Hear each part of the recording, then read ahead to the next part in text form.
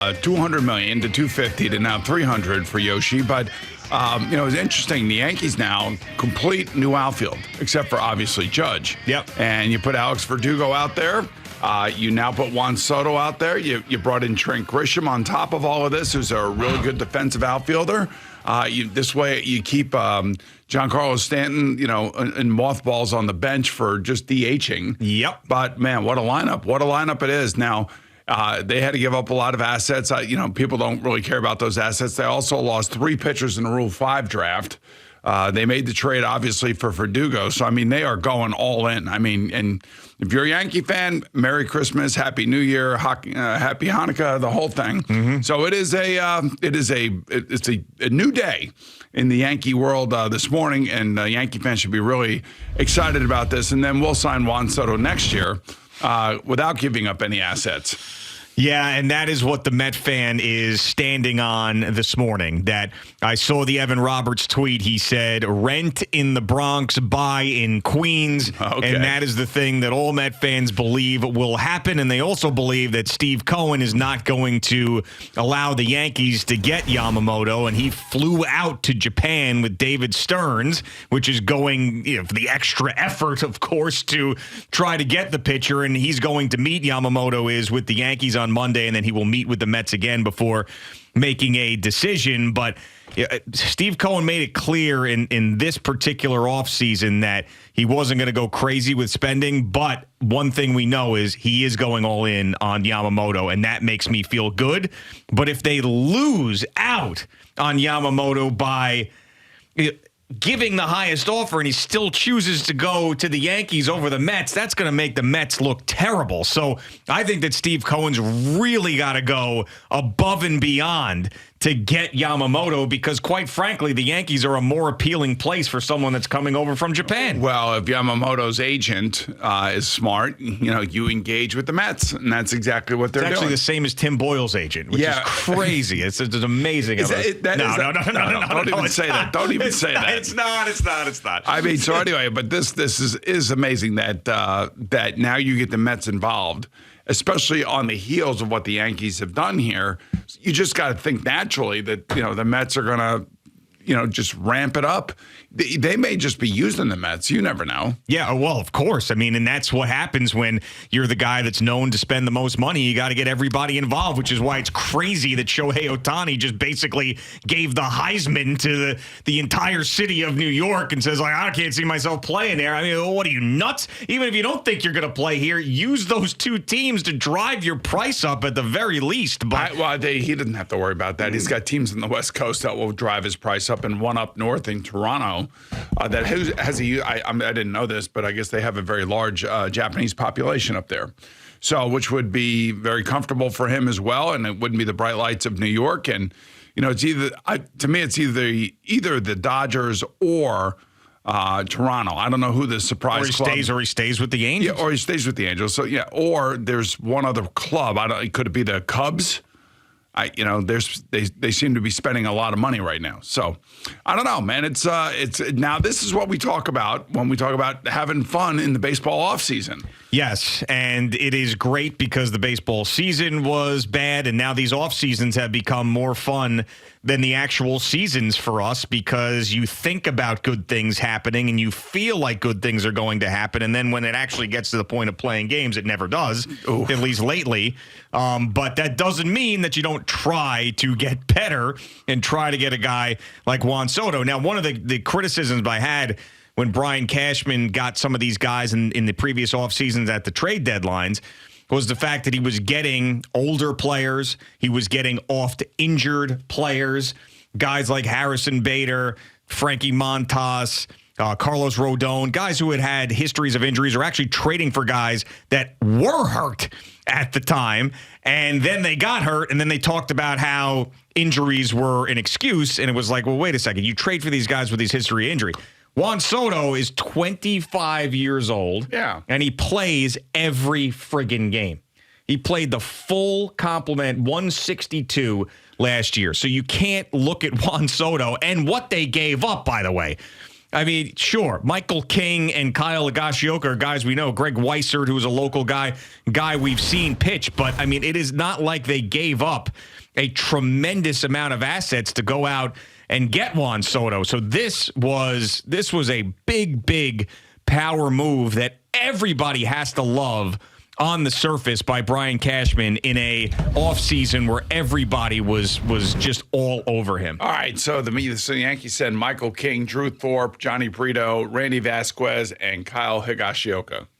I mean, Michael King is probably the one guy on there that and of course, Higashioka, I don't know. I think to me, it's...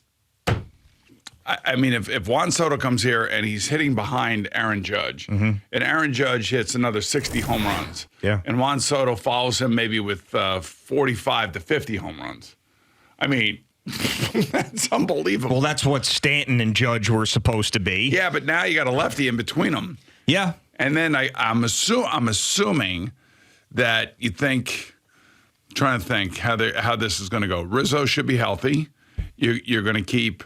Gleyber Torres. It seems like it right now, yeah. Right, you got Volpe, right? So your third baseman is going to be... Probably Peraza. No. I think it's going to be... What's his name? DJ LeMahieu? Yeah, DJ LeMahieu. You would think... Well, look, they're all going to play. He's all over the place. He's all going to play, yeah. Right, they're all going to play. But I would think that on opening day, your infield will be LeMahieu, will be Volpe, will be Torres, and will be Rizzo. And then your outfield will be Verdugo, Judge, and Soto. Yeah, and your rotation could very well be Garrett Cole, Yamamoto, and hopefully a healthy Rodon is what they're looking for, because that right there at the top three would be huge if they're all pitching and healthy. And I do believe, just from learning about him last year, I mean, Brian Cashman was in the building in Japan when Yamamoto threw a no-hitter last year. And you watch this guy, you watch the highlights, it's just insane what he looks like, the velocity and the movement on the pitches and just all the strikeouts. He's dominant. He's absolutely dominant. Has he had Tommy John surgery yet? I don't believe he has. All right, no. so that's coming somewhere along the line. See, this is how we all think now. Yes, I know. This is the problem. We all think like this, and you can't blame anybody for thinking like that because we've seen it a million times. Well, Tanaka never had surgery. No, but you're right. He ended up tearing or partial tear of his UCL, but never a full tear, never repaired. So yes.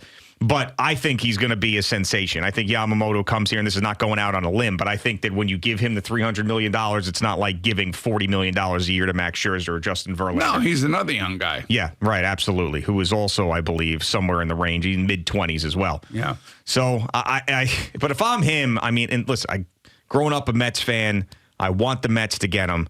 But if you're saying all things equal with the money, he's not coming to the Mets. He's just not. The Yankees have, I know Kodai Senga is here now with the Mets, but the Yankees have a long history with Japanese players succeeding here with that uniform. He is the top prize. The Yankees are the top team. They are a global brand, and they really are going to have an advantage if he doesn't care about the whole New York market thing like Shohei Otani does.